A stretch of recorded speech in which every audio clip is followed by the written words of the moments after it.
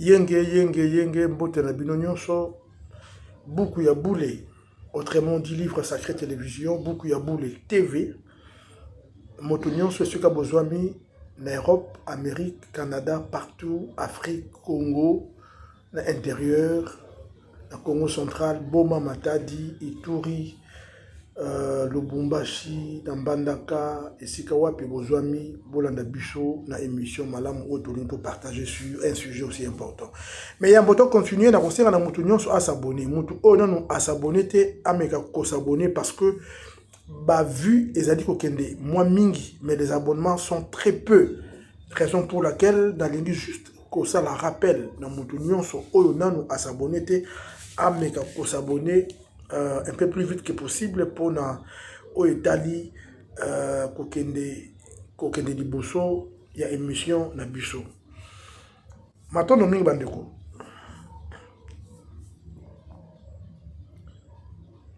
Na lingete mutu nyonso ala na biso na sujet important auto partager sur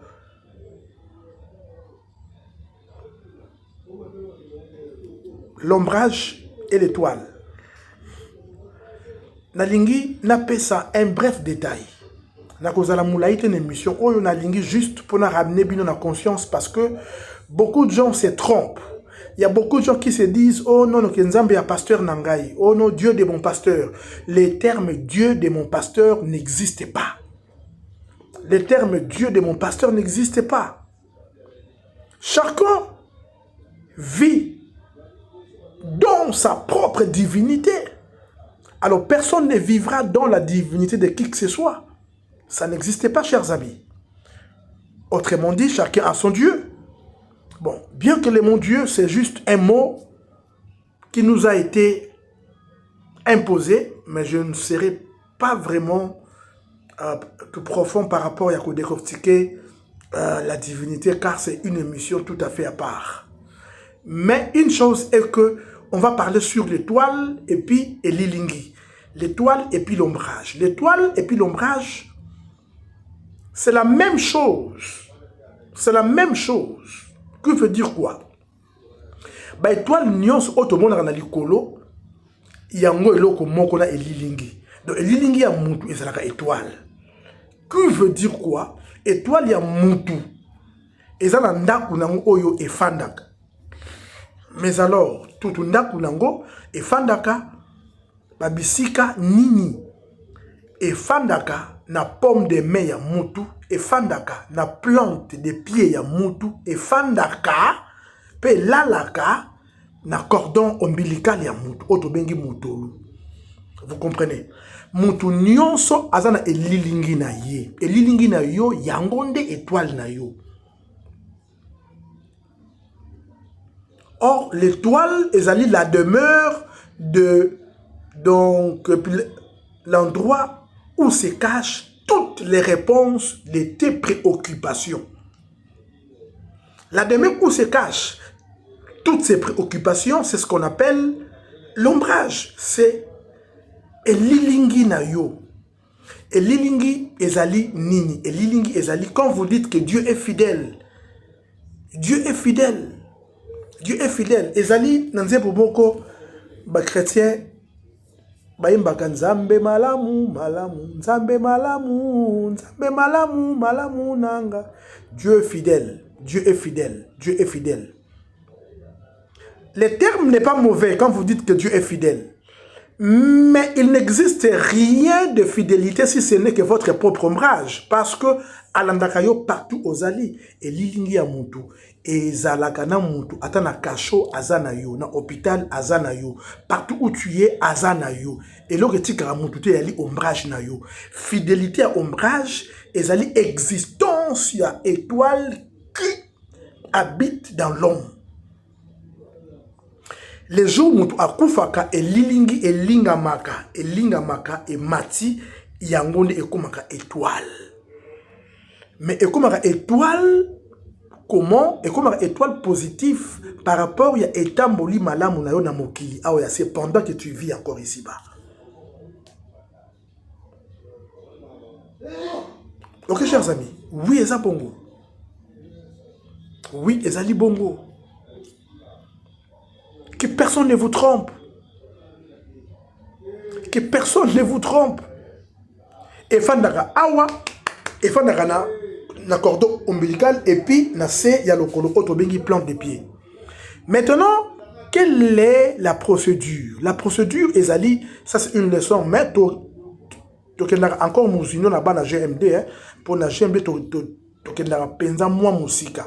Mais awa tokolobelango papa d'une manière partielle. Mutu esengeli asololaka na elilingi na ye. Que l'homme sache comment s'entretenir avec son ombrage. Devant les difficultés, devant les problèmes persistants, devant les cas de maladie. Très souvent, il faut les faire. À midi ou à minuit, tu te mets debout, tu observes ton ombrage et tu commences à t'exprimer. Quand tu l'observes, que les yeux ne se clignotent pas. Obandi koloba, ngai chiba ngoma mwana ya papa, ngoma mavinga na mama mbusi tonga. Po na nzoto oyo na elilingi, mutu solo nde elilingi. Tu nzoto ezalaki lokote.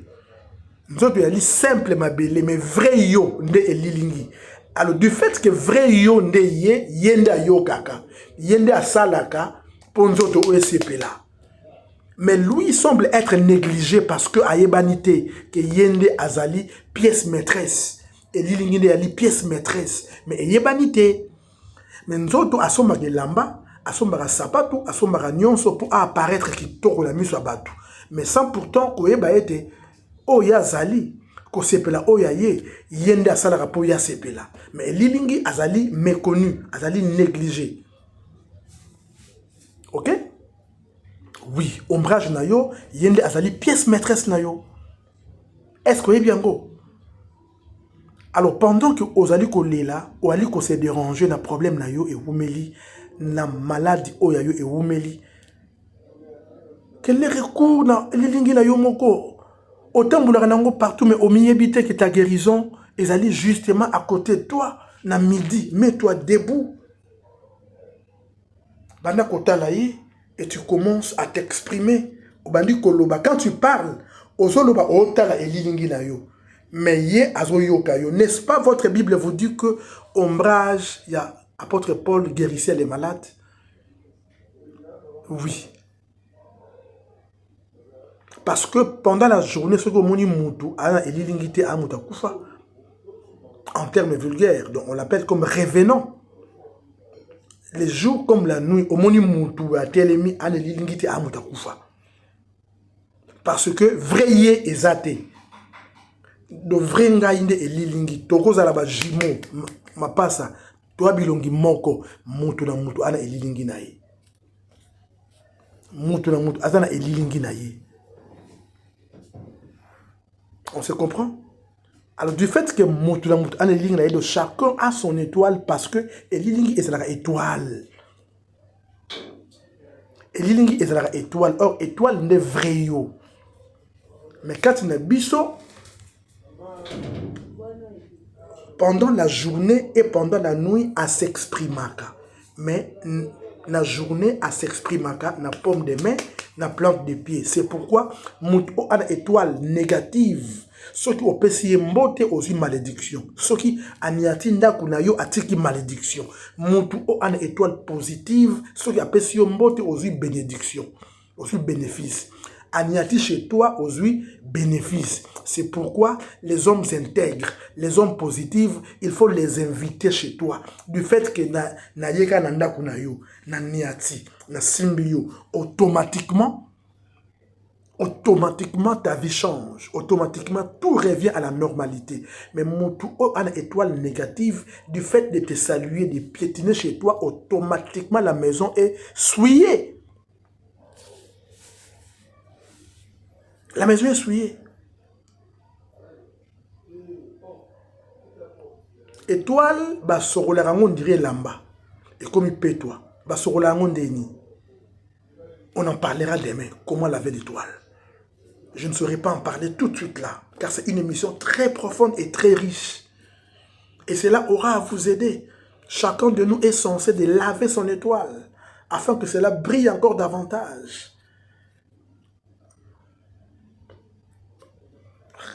Parce que nous na savon auto sombaka na exotique te. Na savon en poussière te. Na savon bouma te. Na savon liquidité.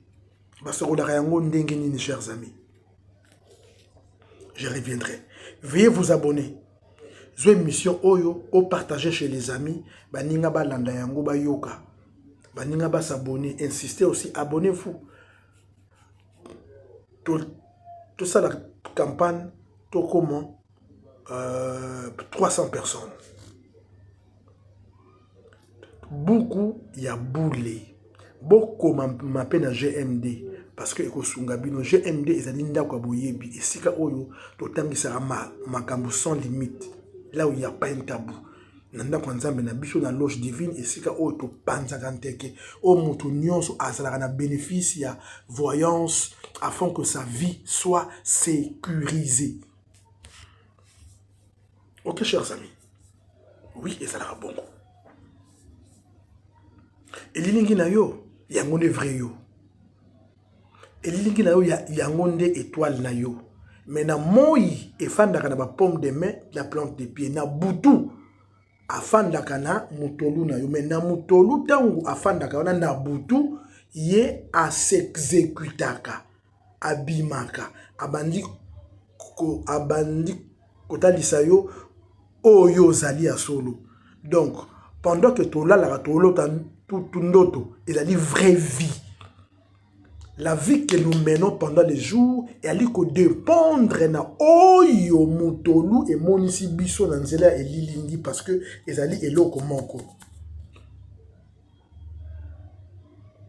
Ezali eloko moko. Est-ce que, chers amis, je vous pose une question. As-tu déjà parlé avec ton ombrage? Expérimente cet exercice. Cela vous aidera énormément. Entretenez-vous avec votre ombrage. Les jours comme la nuit, parce que kosolana et lilingi ezalaka na moi et lobelaka boy na butu et lobelaka boy. Que moko et lobelaka demande, moko et lobelaka accusation. C'est pourquoi na GMD to panzaka yango to talisi ezali boy sala boy faites ceci, faites ceci, faites ceci. Mais alors, Elilingi et Pesali, ta vraie personne. Ta vraie personne n'est pas la chair. Ta vraie personne n'est pas la costume que tu portes. Ta vraie personne n'est pas ce que tu es. Ta vraie personne, c'est ce que tu ignores, qui est ton ombrage. C'est ton ombrage. Il faut mutu asolo lakana Elilingi naye plus ou moins une fois par semaine, ne fût-ce que. Tu verras les choses auront à changer d'une manière facile, sans forcer. Sans forcing. Je vous dis vrai, chers amis. Veuillez vous abonner sur beaucoup. Il y a beaucoup de télévision. Nabandeli, beaucoup. Il y a beaucoup de télévision. Chaîne Oyo Yabiso. Livre sacré, mais version lingala. Bo somba ba livre na bino. Somba livre sacré. Somba l'empoisonnement nocturne. Cela vous aidera, chers amis. Matondo mingi, bankolo, babate labino, tokotani mukolo, yalobi. Veuillez vous abonner, veuillez vous abonner, veuillez vous abonner. Matondo.